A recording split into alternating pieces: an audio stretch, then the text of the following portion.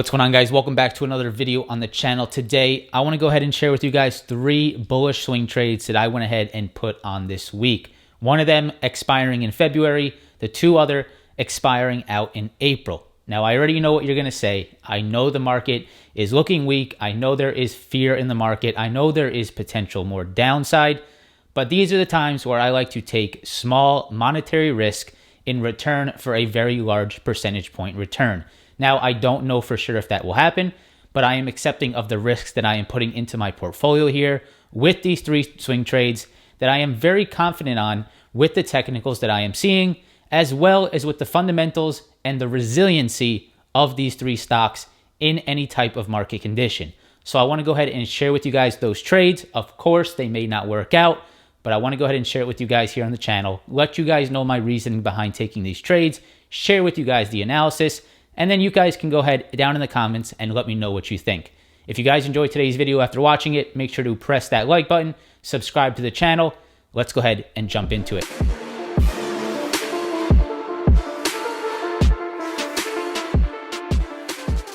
All right, guys, so number 1, the first swing trade that I have put on, the one that expires the soonest in February. This is a February monthly contract. I will pull up the contract on the screen for you guys to see. Walmart. Why did I get into Walmart? Why did I go ahead and take a February contract here? Why did I put on the risk into my portfolio? So, main reasoning, 1, I love where the technicals are right now. I am trusting this demand zone. I am trusting this support zone that you guys are looking at here on your screen. So, as you guys can see, Walmart has been pretty sideways. It has been trading in somewhat, you can call this a sideways channel. Now, what you can see and what you just can't help but realize is that every single time Walmart has come down to $135, it has found a very large amount of buyers, and the stock has tended to push higher after touching that support. So I went ahead and I took this trade off that support. I went ahead and took this trade back yesterday at 10:02 a.m. Took that Walmart trade, and my reasoning behind that is, 1, the technicals look very good to me on this daily chart. The daily chart has a very strong support at 135. If I look at the weekly chart, I can see that we are finding support here on the weekly chart here at the 100 SMA and the 135 support. And I want to go ahead and take my chance with a small monetary gain or a small monetary risk. You guys can see it's just about $329 in this swing trade. Not going to let it go to 0, so I'm not technically risking that whole amount, but I am, that's the amount that I can totally lose if this goes to 0. Not a large amount of money for me in this portfolio, a very small percent, and I believe could be potentially a very large percentage point gain. The risk to reward here, I believe, is very high. My risk is that Walmart closes below 135, starts to slip under 135. I go ahead and close that out for a loss. The potential upside is up, I believe, to about 146, which is about 6% higher on Walmart, which these contracts, which they are 139 calls, will be very far in the money and will definitely be giving me a very nice percentage point gain.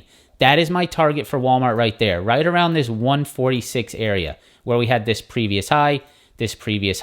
I am looking for Walmart to push into that 146. Now, of course, if things are looking good, maybe I'll try to push it up to 151, but I do not believe that we'll be hitting all-time highs here by my expiration. The one thing that I need to watch out for on this potential trade is that earnings should be approaching here right around the 17th of February, which is actually a day after or a day before my contract expires. So if I get any type of potential earnings run up off this support at 135, maybe I get a little bit of an earnings run up before they report, I will definitely be taking my profits before that earnings call. So if I'm up into that earnings, I'll go ahead and close it and not play that earnings. Now, if I am down on it, if it's just sitting here down at 136, not doing much, I will definitely consider to hold through earnings, as it is a potential opportunity for these contracts to go ahead and increase in value. But that is something I will have to assess at the time. How much am I down on the contracts? Am I up? Am I profitable? Should I be taking these profits? Is it really worth risking through earnings? At the time, I will decide. As of right now, my plan is to see a bounce off 135, as it has done every single time. and look for Walmart to push into this 146. Interesting enough, looking at this chart, you guys can see the times that we have touched this support is right before earnings starts to come out, right? So we touched that support and earnings is approaching. We touched that support, earnings is approaching. We touched that support, earnings is approaching. Not saying that is a way to trade or an actual indicator that this will move higher, but something that I realized, and I definitely am interested in playing off this 135 key level on the daily chart. So that's number one. Let's go ahead and jump into the other two. All right, guys. So number 2 and number 3 are on Apple and they are on Microsoft. I'll go ahead and pop up the positions for you guys on the screen. I purchased these plays back on the 19th of January. So just about 9 days ago, 9 total days, trading days. That was the 19th was on Wednesday. So just about 7 trading days ago is when I went ahead and I bought these call options. I bought Apple. I'll go ahead and pull it up here on your screen. I bought Apple April 14th, 180 calls, and I bought Microsoft April 14th, 335 calls, both expiring April 14th, monthly contracts, about 6 or 7% out of the money at the time of me buying them. That is where I went ahead and I took those plays. Now, why did I start to get interested in Apple? Why did I start to see if Apple could start to rebound? And why did I start to focus on Microsoft, right? Why those two stocks? So before we get into any technicals, I want to talk to you about, the overall understanding and the overall strength of these two names. So in my opinion, this is my personal opinion. Maybe you don't believe it is true. I believe Apple and Microsoft are probably the two most resilient tech names in the tech sector. The two names that people will always flock back to, the two names that will continue to perform, the two names that continue to have insane fundamentals, a ton of cash on their balance sheet, and two names that if this market does return back to some type of normalcy, that I believe will push higher quicker than any other tech names. There are questionable names, let's say like PayPal, Square, fintech names that have been getting crushed. These two names, I believe, will continue higher even during questionable times. These are somewhat of safety tech names in my opinion. That is why I feel slightly more comfortable without even looking at the charts. That is my mindset behind these two names and why I was confident in taking these two names, because at this time, it was either me throwing this $1,000 that I did risk into these two plays into shares, or try to leverage that 1,000 just a little bit more and throw it into some longer dated option contracts. So my mind was set about the $1,000. I was putting it into Apple or Microsoft no matter what. I was either buying shares or I was buying some longer dated options. In this situation, I decided to go with the longer dated options as I was already buying the dip here with a bunch of shares on Apple and Microsoft. So now that you sort of get my idea behind it, my mentality behind the trade, let's go ahead and break down this Apple chart. And as you guys know, Apple had earnings last night. Apple earnings last night, a very nice move today. We had that very nice continuation move. Apple closed the day up 7% today, had a fantastic earnings report, $260 billion in cash on their balance sheet. It's absolutely incredible. And this stock is pretty much, it's really not that far off the highs anymore, right? I mean, what is this? We're just about 7% off the highs, where you see other stocks in this market down 50, 60% from the highs. It is clear that Apple is a very strong outperformer in this market and a good place to store capital, in my opinion, if you have long-term time horizons or if you are just someone that's looking to play this back to the upside, right? So that was the first idea, and this is the technicals that I'm looking at. So what I loved is this retest here at 156. You guys can see we pushed higher, we pulled back, and we retested this previous resistance that turned into support and turned into support once again. You can see this is also the 100 SMA on the daily chart, and it is an intensely strong level here around 157, and we had a beautiful bounce off of it with the help of their very good earnings that came out last night. So today, I'll go ahead and pop up the P&L. I am back to positive on this play. I was in a little bit of drawdown on this play. I'm really not that concerned about the drawdown that goes on with this play. I am definitely going to be holding this through at least through the next month or 2 months. I want to see how this market recovers. I want to get an idea of how this market does start to progress through the next few months. And I want to have a little bit of upside risk on my portfolio. I don't want to be left behind here. If the market does rebound, I want to have something in my portfolio for potential upside here, and I like Apple and I like Microsoft. So I took the Apples, Apple April's 180 calls. Right here would be where the strike price is, right up here, a little bit far out of the money. I didn't want to risk too much money here. I didn't want to put too much monetary risk on my portfolio. So I did go a little bit further than I would like on the strike price, but I am comfortable with it. Apple's trading at around 170, so we're about $10 out of the money right now. That's Apple. I like the technicals. I like this hold here at 156, the push higher on earnings. And as of right now, I think Apple can be the stock that does perform in this questionable market.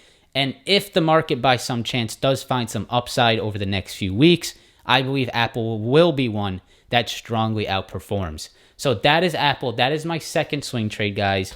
And finally, Microsoft. As I said earlier, Microsoft, a stock that I believe is somewhat of a safety tech name, a stock that investors will always flock to. They did go ahead and report earnings back here on the 25th. They were good earnings as well. They had very good numbers, good Azure growth. That's their cloud, right? So they had very good growth numbers across the board. Stock did react negatively a little bit. Wasn't that concerned about that. And I loved how we held this 280 level. You guys can see right here, you have this previous low, and you have this previous low, a beautiful little bottom here at 280. Seeing that strength come in did reiterate, did sort of give me more confidence that I liked the plays that I was in here on Apple and Microsoft. So Microsoft sitting right around, if from the lows it was about 18%, and from right now it's about 10% off the highs. I have a strike price of 335. So we are just about 7 to 8% out of the money on these contracts. If the market can continue, if there is any type of upside on this market, I believe, like I already said, Apple and Microsoft will be the two that could have potential upside. That is why I'm in these plays. Total risk on these two plays, about $1,000, about $1,100, something that I am accepting, something that I was already wanting to put into the market, and I am okay taking the loss on with some longer dated contracts, with the discounts that we have seen on these two names, Apple and Microsoft, two names that I absolutely love and believe can continue. I thought that this risk was worth it with very nice margin to the upside. Now, with those in mind, before we end this video, I just want to quickly show you a quick analysis on the S&P 500 and what will need to happen on the S&P 500 for these stocks to really continue. Also, it will also correlate to what the NASDAQ needs to do. So if we go to the ES, I just want to show you guys one thing before we wrap up this video. There is a very important channel here forming on the ES. You guys probably know that. You can see the channel that we have formed over the last week, right? And we have this 44.50 area, and we have the low of around 42.70. Now, if the market, I believe, if the market does break out of this channel next week, I really do believe that we could have some continuation to the upside. That is the key watch for me into next week. This breakout will cause these two options that I've purchased, as well as with Walmart, to, I believe, really start to increase in value if the S&P is able to break out of this channel. That is a major watch for me, as I manage these two swing trades. It is important for me to see if the S&P or even the NASDAQ can start to break out of the channels that they have formed here on the daily charts. So you guys, on the 1 hour charts. So you can see right here, guys, 1 hour chart. I am looking to see, can the NASDAQ push above 14.5, 14.6, and can the ES push above this channel here right around 44.50. If that does occur, I believe there should be some upside as you just engulfed all of this price action here over the last week, right? If you engulf all this price action, if you break above it, I believe there will be some momentum to the upside, and these contracts that I have purchased will hopefully appreciate in value. So that's what I'm watching, guys. Those are my swing trades that I have opened. Let me know down in the comments what you think. I like to take this opportunity in the market when stocks like Apple and Microsoft that are just not going anywhere into our future are 20, 25, 30% off their highs. These are the times where I like to take these risks because the upside is there, the risk to reward is there. Hopefully you enjoyed today's video. If you did, press that like button, subscribe to the channel. Go have a fantastic weekend, and I hope to see you guys in the morning live stream Monday morning starting at 8 a.m. All right, guys, thanks for watching. Peace out.